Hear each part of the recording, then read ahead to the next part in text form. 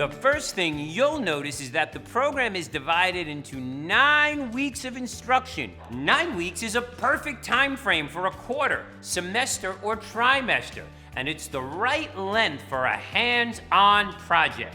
It's also aligned to a plant's growth cycle.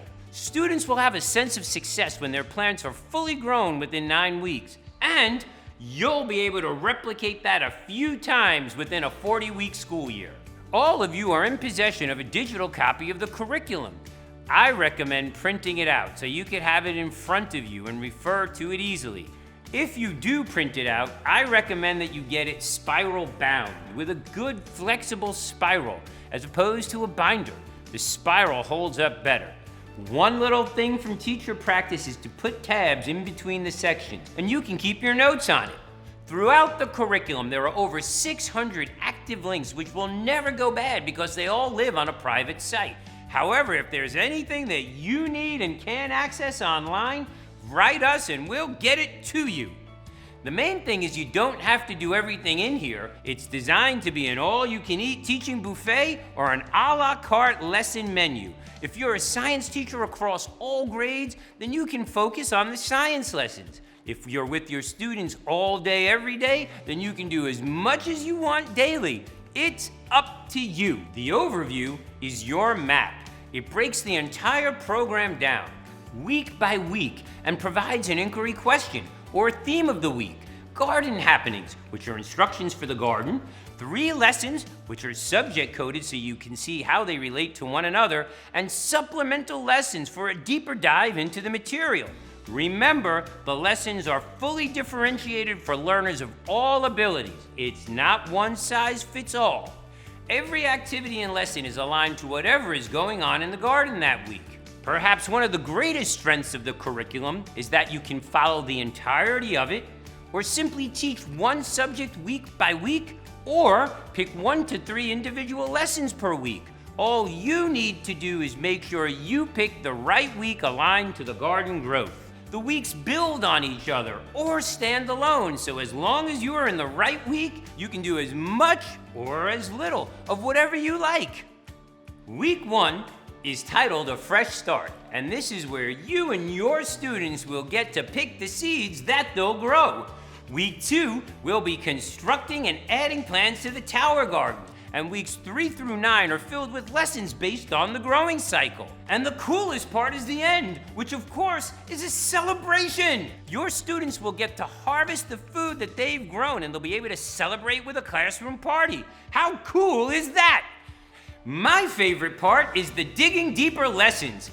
These are uniquely designed for both advanced and struggling learners to go off on a tangent and look into something that really catches their interest.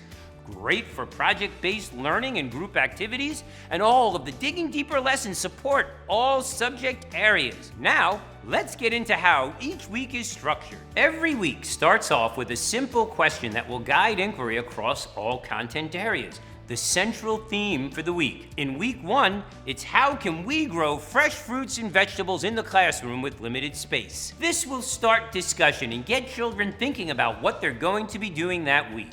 Each week is divided into 3 lessons, 1 for science, 1 for math, and 1 for language arts. There's also a section for supplemental lessons. These are all color-coded by subject area, which makes them easy to reference. You'll also notice that there will be many garden tips along the way. This is for those of you who may not be expert gardeners.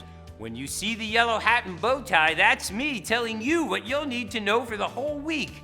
There are 3 garden tips you'll need to follow for each week. If you follow them, for the most part, you're going to succeed. At the front of every week, you'll find a section called Project Tips. I've kept them short and sweet. These are concise snippets of what I've learned teaching this curriculum and what will help you most for that week. Every lesson comes with an exit ticket to measure evidence of learning.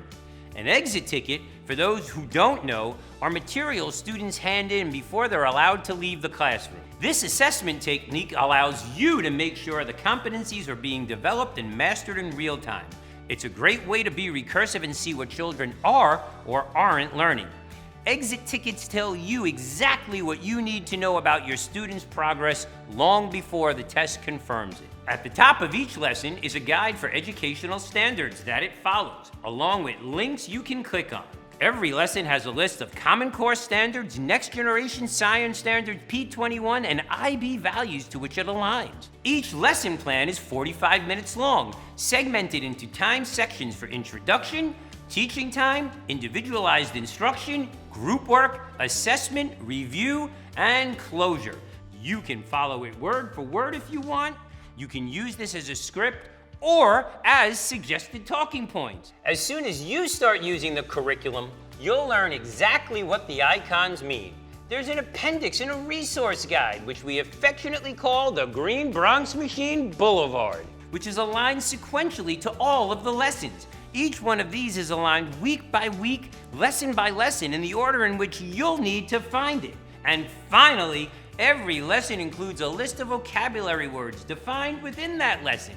Content area vocabulary is perfect to create a daily or weekly word wall for your classroom. And that's the general guide to the whole curriculum. Easy to follow and completely customizable to what you as a teacher want to accomplish. As I like to say, teacher voice, teacher choice. In the next video, we'll jump into Chapter 1, A Fresh Start.